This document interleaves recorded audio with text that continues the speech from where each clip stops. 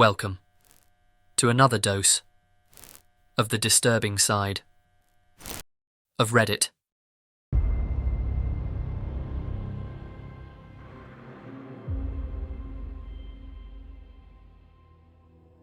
At this point, I'm sure you're aware that Reddit is filled with so many subreddits, threads, and people of all walks of life.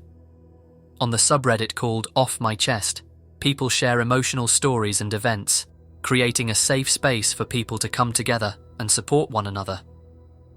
One such story reveals a parent's deep and painful confession: "I'm not proud of my son." This statement immediately raises questions. What could lead a parent to express such a heartbreaking sentiment? What did the son do to drive a wedge so deep between a parent and their child? The post begins by saying, "This Saturday, my son will have been sober for 18 months. He got his GED this year, and he starts at community college at the end of August. He finally has a job that I didn't get for him. Soon, he will be moving into his own apartment, and he hasn't missed a single appointment with his therapist. He has done everything you would expect of a precocious 17-year-old who hit a rough patch after meeting with a particularly bad influence. He's 29. This is the point where I'm supposed to say that, nevertheless, I'm still proud of him for turning his life around, getting off drugs and off the streets, staying out of trouble, and acting like a responsible adult, or at least an adult who knows the meaning of responsible. Maybe I'll throw in a reference to the prodigal son and kill a fatted calf for him. That's certainly what's expected of me. That's certainly what my son expects of me. He demands praise and forgiveness, and a party, and me to hug him and tell him it's all right. Demands me to tell him how proud I am that he's made something of himself. But I'm not, because he hasn't. Not in the slightest. His mother and I gave him every opportunity we could.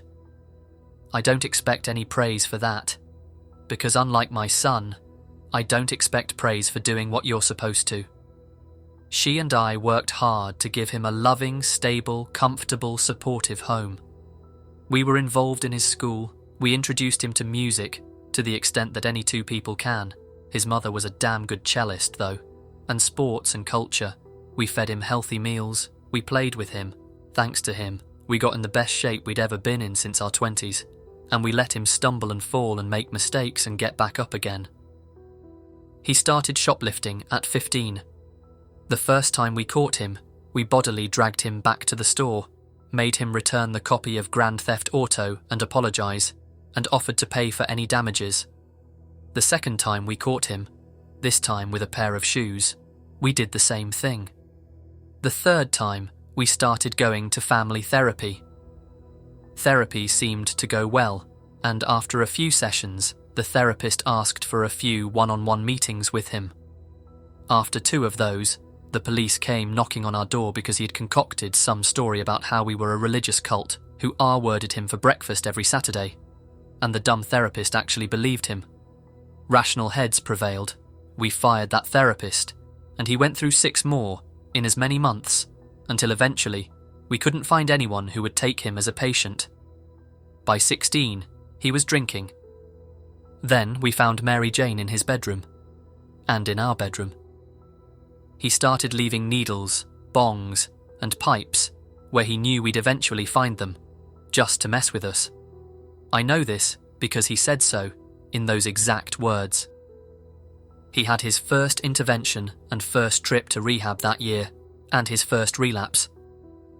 He had to repeat a year of high school at 17, which meant he was now the ringleader of a group of other young kids who saw him as this totemic mentor shaman who could hook them up with whatever crap they wanted. I'm also damn sure he started effing one of his gang's younger sister, 13, around then. But I had nothing to go on but my own instincts, so all I could do was tell her parents to keep an eye on her. No charges were ever pressed, and the family never spoke to me again after that, but they did pull both of their kids out of that school, and my son was furious at me for daring to not let him continue committing statutory R-word. He decided to try for normal R-word later on. While I was away, He spent an uncharacteristic night at home and on his best behaviour.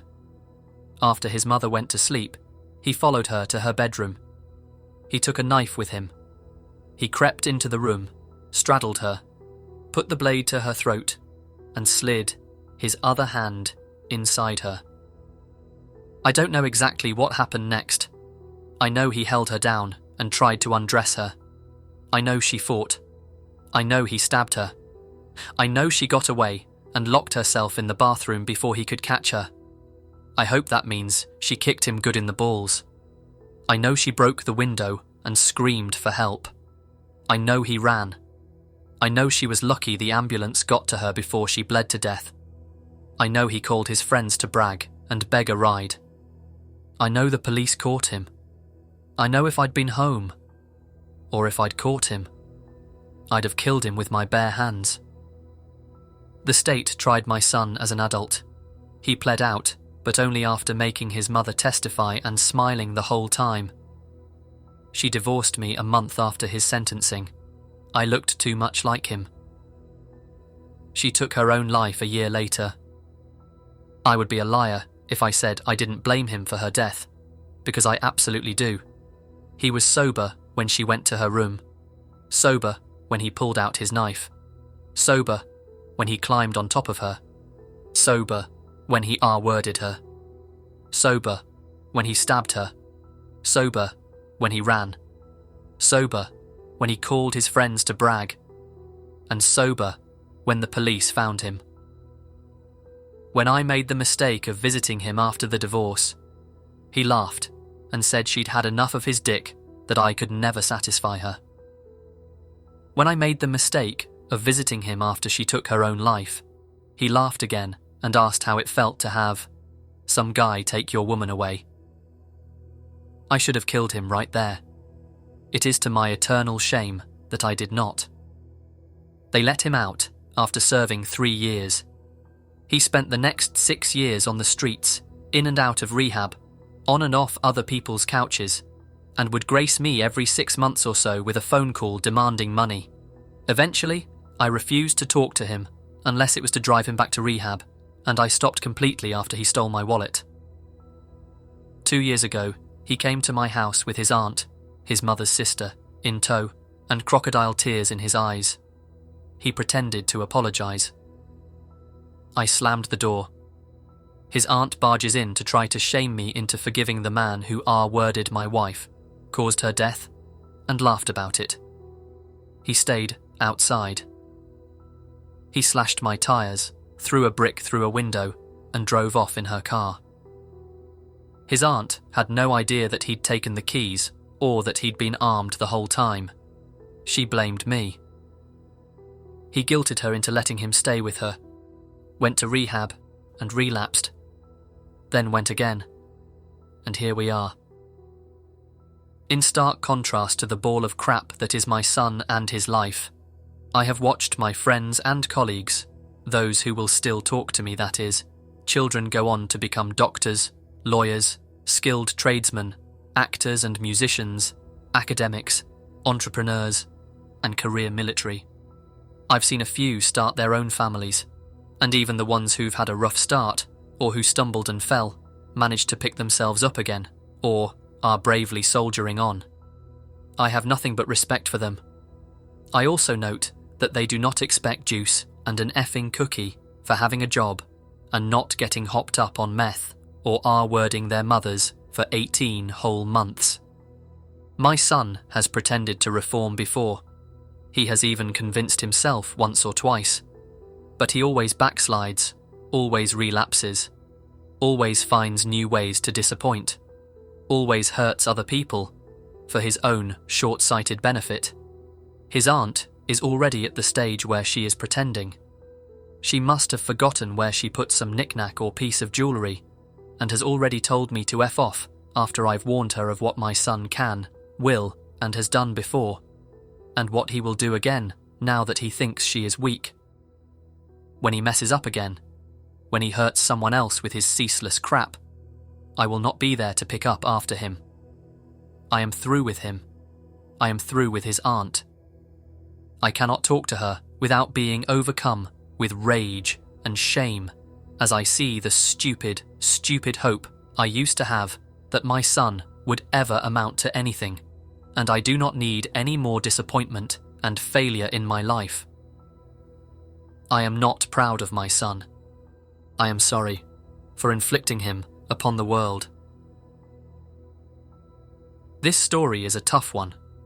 Hearing a parent say, "I am not proud of my son," is a truly hurtful statement to make, but I don't blame the father in any way. It must be so difficult for the father to endure the fact that he brought someone like that into the world. It isn't his fault, of course. I'm in no way blaming him, and I really do hope the father realizes that this isn't his fault. His son is a monster. Could you imagine inflicting so much pain onto anyone, let alone your own parents? And his wife divorcing him and later on taking her own life because he looked too much like her attacker, their son. It's just heartbreaking.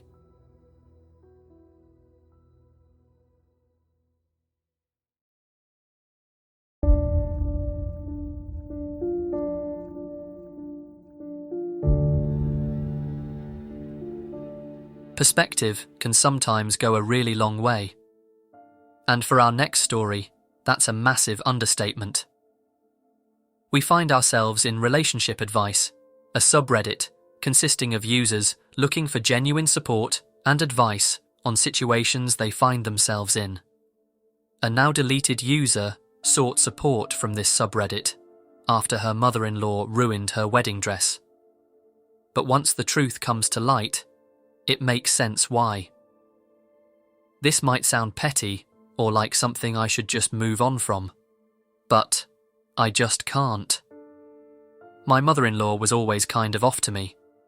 I wouldn't say we had a bad relationship, but she wasn't very welcoming or interested. When I got engaged, she didn't seem happy for us. I didn't include her in wedding planning much because we weren't close. My mother-in-law's mom asked me to, so I included her in one thing, and she didn't speak the whole time. I stored my dress at their house. My father-in-law said it was okay. Then I got the call a couple of days before the wedding that she had cut the dress into 1,000,000 pieces. I literally felt like I was going to throw up. In my mind, no one could be that evil. And the dress was fixable. So we went over there, and no, she legit cut it into 1,000,000 pieces. I really think if my husband didn't hold me back, I would have fought her. We still got married, but I had to wear a cheap replacement, and I couldn't stop crying the entire morning, so it was ruined for me. My mother-in-law said she did it because she didn't get a wedding, and because she never got her turn and nothing was ever about her. She didn't seem to feel bad. She seemed kind of in shock she had done it, but no remorse. Trigger warning. The day after she did it, she attempted to take her own life and was brought to the hospital. She got 30-day inpatient care, and I don't know details, but her dad was arrested because of something she said. My father-in-law was also taken in for questioning but released, and she filed for divorce the day she got out. My mother-in-law and I are pretty much no contact, but I occasionally see her at family events. She apologized once, but didn't seem sorry, and when my husband said he didn't want to talk to her, she didn't seem to care. She no longer talks to my husband or her daughter, but like I said, we see her occasionally, and I've heard she was in intense therapy for about a year. She just got engaged, and the ring is huge and gorgeous. Guy seems perfect, and I am just so overwhelmed by how much I hate her and how angry I am. People keep saying it wasn't her fault, she was sick, but I'm at the point where I don't even care. Weird story, right? From this post alone, we're just left wondering why her mother-in-law would do such a thing. It sounds so erratic and almost like a cry for help, especially when the Redditor later mentions she tried to take her own life, and her father was arrested for reasons we don't know. Some other Redditors sympathize with her. Wow, I'm so sorry, OP. She sounds very toxic and seems to have some mental health issues. What has your husband said about the situation? The OP replies, he always felt that she secretly hated us all and was just going through the motions. He wants more info on the arrests, but was unable to get it. My father-in-law refuses to talk about it, which has been hard. He supports being fully no contact with her and says he hopes her life and marriage sucks. Can you find the arrest records online? I'm going to look into it. Others, however, believe otherwise. She seemed off. She cut up your wedding dress, was in shock, never got her turn, even though she's married with kids. She hates her entire family, including her kids. She attempted to take her own life and was brought to an inpatient institution where she got therapy and told people something that got her father arrested. And her husband brought in for questioning, but released. She filed for a divorce from said husband as soon as she got out. OP, you have all the pieces there, right in front of you. Obviously, I don't know, but what I'm reading between the lines here is that she's been abused for a long time, likely by her father, and probably also by, or at least enabled by, her husband. I don't know the story, but it's clearly possible she was forced into the marriage somehow, which is why she's so hateful about her son's happy wedding. It's caused her serious mental health issues, and it took this break to literally break her out of it. You lost a wedding dress. She lost a huge chunk of her life. Go. Talk to her. Ask her what happened, what that was all about. Listen without judgment. Then process it. I'm pretty sure that whatever it is that happened will make a lost wedding dress seem like nothing and make you satisfied with your loving husband and happy marriage. That's how you move on. It's definitely quite the statement, but it kind of makes sense. All of her actions described by the OP align with someone who's suffering from deep-rooted issues. Her frustration that she never got her turn, supposedly hating her entire family, even her kids, and going so far as to attempt to take her own life, almost as if it's her only way out. The OP replies, I agree completely. She was in beauty pageants and modelling her whole life, and her parents lived off of the money. Her perspective is that she was held hostage, starved, not allowed to do normal things, and emotionally abused by my father-in-law in front of the kids, which is why I tried to give her some benefit of the doubt. My father-in-law always talked horribly to her, so I'm sure he was worse behind closed doors. I don't think the two of us should ever talk again. I try to pity her and not just hate her. I get the impression she was somewhat held hostage. But I can't forgive, and I think her attitude towards her kids is gross. It's just hard because I believe a lot of what she is saying, but then my husband's perspective is she was an absentee mother, and my father-in-law was the one loving and nurturing him. One other Redditor replies, saying, I don't think you need to talk to her, and it doesn't sound like she wants to talk to you anyways. But maybe instead of pity or hate, can you try to have legitimate compassion? Like the comment above said, you have all the pieces. She was abused and taken advantage of in so many ways, and based on how your father-in-law has treated her in front of others, I don't think it's too off-base to think that pregnancy and motherhood was forced upon her. You don't have to forgive her for the dress, she was still wrong. But I think in this situation it would serve you well to look at it from a different perspective. And they're absolutely right. The OP doesn't need to forgive her for cutting up her dress. It ruined her wedding day, which of course is an awful thing to do. But some perspective would definitely go a long way for OP. Some time passes until the OP returns with another post, updating the subreddit about her situation. I was shocked by how much the last post blew up and how much empathy I got. I thought a lot more people would say, "Suck it up, it was only a dress." Truly, thank you. And I am looking into booking a therapy appointment to talk about how much anger I have over this. A couple people pointed out that if I wanted to know why my mother-in-law's dad had been arrested, I could look it up online. I wasn't aware of how easy it was to find that stuff, so my husband and I discussed it, and we both wanted peace of mind. I looked it up, and it was not what I was expecting at all. I'm not going to go into too many details, because if someone recognizes this, it's not my story to tell, it's my mother-in-law's, but pretty much she was forced and potentially sold into marrying my father-in-law. We both immediately felt sick because we let her mom around our toddler son. We are still close to my father-in-law, and our son adores him. I really felt like for my son's sake, I needed clarity. I asked the cousin my mother-in-law was close to if she could convey to her that we had some questions and wanted to talk. She's blocked us on everything and changed her number. I mentioned that I tried looking her up on social media and couldn't find her. The cousin told me it's because she took her new husband's name, which I didn't know they were married, and her cousin started talking about how beautiful the wedding was.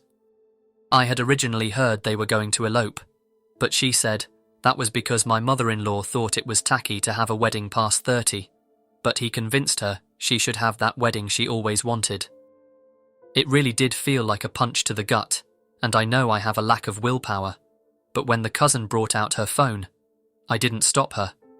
I vowed it would be the last picture of her I ever looked at, and then seeing her in her white dress just really hit me, that it isn't fair. I don't know what I expected. She modelled for a long time. She works in high-end fashion. But the wedding pictures were gorgeous, and it really annoyed me. Anyway, the cousin let me use her phone.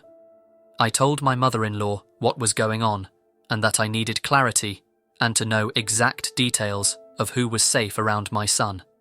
She agreed to meet up. I felt my heart sink, but I thought maybe I would get closure. We met at a coffee place. They were already there when we walked in, and the first thing out of her mouth was that she still wants to be no contact, and she just wants to be abundantly clear that there will not be a relationship. Fine. We didn't want one either. My mother-in-law answered my questions. It was really hard, but my great-mother-in-law and father-in-law can't see our son anymore. They just can't. I don't think they are safe people, and she provided evidence for the stuff she was saying, which honestly made me sad for her because I never doubted. She then brought up the wedding dress on her own. She said she snapped because it was another thing she was forced to pay for, and she was tired of working so hard, so everyone else could have things she couldn't. She felt that we watched and aided in her abuse, which I don't think is fair because there were a lot of red flags, but a lot of stuff we didn't know about. Pretty much all of this abuse was a way to keep her under control, so her parents and father-in-law could take her money, and she didn't want to pay for the things she did for her kids, such as weddings, cars, and a house for her sister-in-law. She brought up that she never got her turn, because she was drugged and sedated when she married. She never got to do stuff like proms or birthday parties because of modelling, and she said cutting the dress was cathartic. My husband pretty much told her to shut up, because he knew it was upsetting me. Her husband pointed out that we pulled up in a car she bought and said we are both pieces of crap for still driving it. She was quiet for a little while, and just put her head down on him. It was super awkward, and I wanted to leave. Finally, her husband said that it's kind of funny, because everyone got what they deserved. She finally got her wedding, and I know he was implying we got what we deserved. He asked if she wanted to go. She said yes, and walked out without saying goodbye to my husband. On one hand, I understand that my mother-in-law didn't agree to have him, and views him as something she was forced to do, so her parents could control her money. But it makes me mad that she acts like he was a partner in this crime. We are going to have to cut a lot of people out. There are a lot of details I didn't share, and they just aren't safe people. What happened to her is like something out of a horror movie. They all knew, but gaslit her for years. Honestly, I wish her the best in the sense that she deserves a life, and I know a lot of people are skeptical about the new husband, but he seemed very sincere. I wish her the best in life, but I'm annoyed she got the wedding after she ruined mine. I told the cousin that I don't want any more updates, and for my mental health, I will no longer attend events she is at. Funnily enough, the OP expected the same amount of support she received from her first post, but of course, users now changed their tone. One user commented, "She was trafficked. I honestly don't find your situation to be very sympathetic. I was totally on your side with the last post, but there was a lot you didn't know and a lot you left out. You couldn't pay for anything, and the woman who was trafficked snapped. Maybe get some effing perspective. I think you're making a situation that's much bigger than you to be all about how you've been supposedly wronged. Except I don't feel that bad for you. And it sounds like you did enable this, even if you didn't know about every single part. You're entitled. She was R-worded, trafficked, made to pay for your things. You lost a dress you didn't even pay for. You're driving the car she bought you. How old are you? Are you a victim of child marriage or can you legally work? I'd be giving things back, but I guess you can't afford to not live off of the trafficking victim. If this is real, probably isn't. I don't know how you can feel okay with how you've behaved. You are being a child. You barely even touch how your husband is feeling with all this, but honestly, he doesn't seem that bothered, so maybe he's a bit like his dad, and you don't have much to talk about there. I'm so mad the trafficking victim got her consensual wedding. She's a model, and I'm mad she looks pretty. Maybe you aren't old enough to work, in which case I take some of this back. Grow up. Your husband telling her to shut up is disgusting. Why can't you do your dream ceremony? Is she supposed to pay for it? You're too good for her, but not too good for all her stuff. You and your husband seem like awful, awful people. Good for her for leaving you two behind. Says a lot you'd want to go down the aisle in a dress from R-word money and then whine about not getting it. A normal human being would have been glad to not wear that dress. You should probably, get a job or something. I'm honestly happy your wedding was crap. It's not justice, but it's getting there. Unsurprisingly, this user has now since deleted their account. This story is just absolutely insane and really makes you realize how easily someone can manipulate a story to make them sound like the good guy. She left out so much information in her first post, and even when discovering her mother-in-law was not only potentially sold and trafficked into her family, both she and her husband, the son of the woman who had been trafficked all of these years, did absolutely nothing to support her. This woman was used and abused, forced to pay for everything, and was expected to have nothing in return. It's no wonder she snapped, and to be quite frankly honest, I'm surprised it didn't happen sooner. Unfortunately, there isn't much more information onto what exactly happened to the OP and everyone involved. The mother-in-law, at least, sounded like she got a happy ending, and that truly makes me happy. Don't get me wrong, I'm still not dismissing her behaviour, and her ruining the OP's wedding dress, and as a result her wedding day, is a cruel thing to do. But a little bit of perspective would go a long way for the OP, and after finding out all of the trauma she's experienced, you'd think the OP would be slightly sympathetic.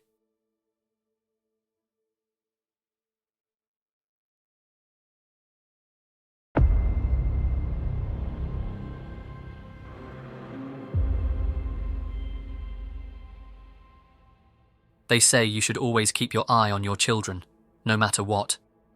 And this story definitely holds true to such a statement. Sometimes kids don't realise just how severe the consequences of their actions can be, as shown in our next story. First of all, police already know. Whole town knows. It was on the news. Secondly, this is a throwaway account. I marked it not safe for work, just to be safe. Anyways, here goes. 17 years ago, I was 5 years old. My sister was 2.5. We had bathed together many times, mostly with supervision, but sometimes not. My mother was a low-income single parent with a new baby and 2 jobs. Sometimes she needed to quickly run off and take care of the baby. Yes, irresponsible to leave kids in the bath alone, but 9 out of 10 times, it would be just fine. It was only ever for a couple minutes and hindsight is 20/20. I knew that I had to not let her head go under the water. My mother carefully explained to me that she wasn't to get her head or face in the water, because she could drown, and that meant that she would be gone forever. Well, on this day, 17 years ago, we were bathing as normal. Only today, I was really mad at my sister, because she had ripped up a book that I liked. Our mother was cooking dinner, She'd come home late from work, and we were well behind schedule. I don't remember these details, but I've been to therapy with my mother many times, and we've discussed every minute of this night. So, I'm in the bath with my sister. I had that irrational hatred that little kids feel when they're too young to understand consequences. I wasn't thinking rationally. I wasn't in a forgiving mood.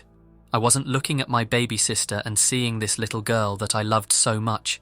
I wasn't remembering how much we played together, and how much I loved her, and how happy I was to be a big sister. At that moment, I just hated her so much. I remember thinking that I wish my sister would just go away so she couldn't wreck my stuff.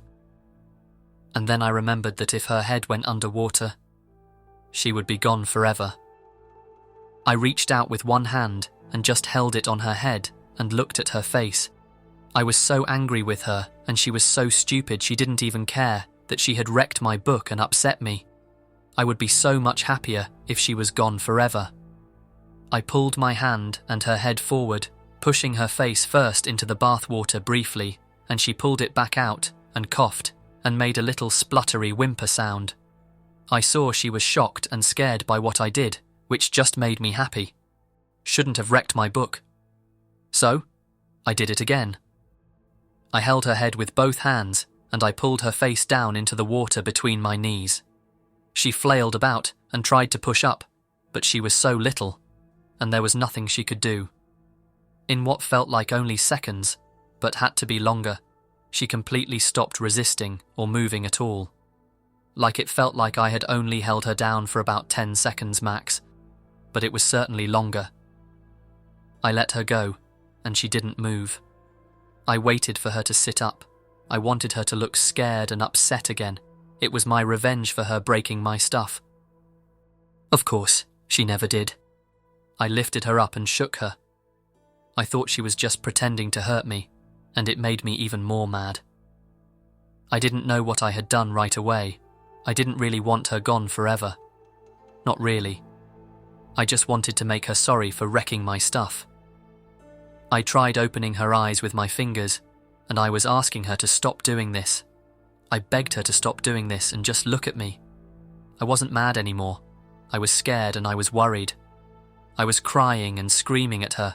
I don't remember much about this part.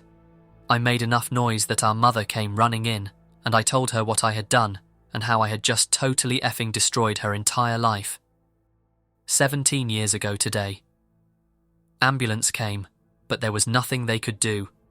Our mother tried to do CPR, but she didn't know how. It wasn't successful. I didn't get in any trouble because I was so young, but I was taken out of home for a while, and I have had to see a lot of shrinks over the years. My mother got in a lot of trouble, but I'm not entirely sure how much. I told the police everything, and they treated me like I wasn't a filthy, murdering piece of crap. They were kind, and they sat with me, and I was picked up from the police station that same day by a couple who were also really nice to me. They treated me as if I was some sweet, innocent child who had been hurt, instead of some monster who killed a baby. Nobody ever treated me the way I felt I deserved. Well, except my grandparents who won't speak to us at all. They haven't said a single word to me since that day, and they verbally abused my mother heavily at my sister's funeral. They haven't spoken to any of us since that day, even my little brother who was just a baby, too young to even remember he had another sister. I don't know what they said to her, but I've heard her talk about it in therapy. I moved back in with my mother a few months later, and I still live with her today. She won't talk to me directly about what happened.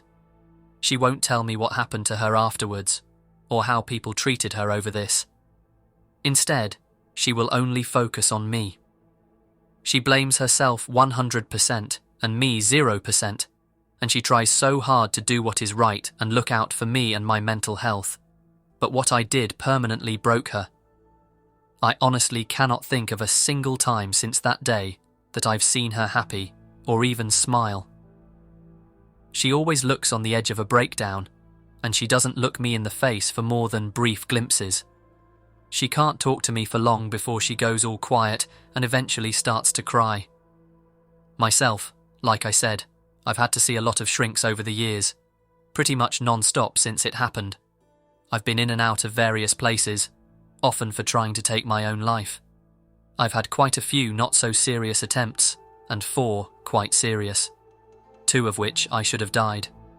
Medication is not a reliable method, and I've caused serious internal damage finding this out the hard way. I haven't tried anything for a while, but the thoughts are constantly there. The reason I stopped is because I overheard my mother and her friend on the phone and heard how much nearly losing another daughter was destroying her. So, being a selfish piece of crap, I was hurting her even more than I have already and was too concerned with myself to even notice it. I still live with my mother, which has to be just awful for her, but she doesn't want me to move into my own house because of my history of attempting to take my own life. And doctors and therapists agree, so I'm not able to move out. I'm checked on constantly. I'm such a burden to her, and I don't know what I can do to stop. I don't take substances or alcohol, but I think mostly because I just didn't really have a chance in my younger years because I was watched too closely. I've never been able to connect with anyone long enough to start a relationship, and I've never really felt deserving of love or happiness, so I've not really had much to do with boys, or even friends. My current therapist wants me to discuss this with strangers. She suggested group, but I don't want face-to-face. I don't want to look in the eyes of strangers and see pity or forgiveness. I don't deserve it. I don't want to be forgiven. I don't want to forget. What I did was not okay. I would trade places with her in a heartbeat if I could. She was so young and so small, and always laughed and was so happy, and she gave the best cuddles. She used to sit next to me while we watched TV and would just reach over and hug me tight.